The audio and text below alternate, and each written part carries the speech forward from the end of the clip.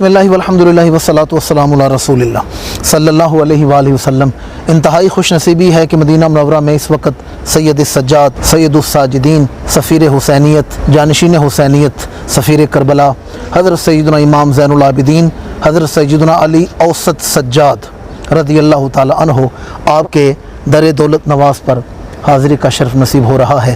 آپ یہ در اقدس بھی دیکھیں، اسے بیت الحزن کہا جاتا تھا کہ یہاں امام نے قیام کیا اور روزانہ 1000 نفل اور عبادات، جن کی وجہ سے آپ کو سید السجاد، سجدہ کرنے والوں کا سردار کہا جاتا تھا، اور آپ کو زین العابدین، عبادت کرنے والوں کی زینت کہا جاتا تھا۔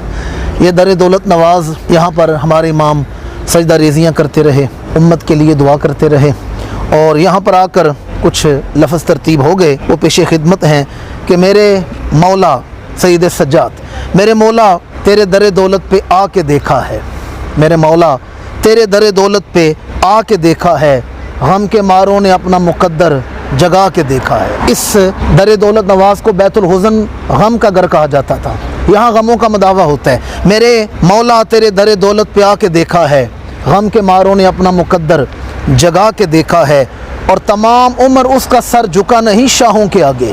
وہ جو آپ کا یزید کے سامنے سر نہیں جھکا، اس کی تشریح کر رہا ہوں۔ تمام عمر اس کا سر جھکا نہیں شاہوں کے آگے، تیرے گھر کو جس نے بھی سر اٹھا کے دیکھا ہے، جس نے اس مقام میں رفت نواز کو سر اٹھا کر دیکھ لیا ہے، اس کا سر پھر کہیں جھک نہیں سکا۔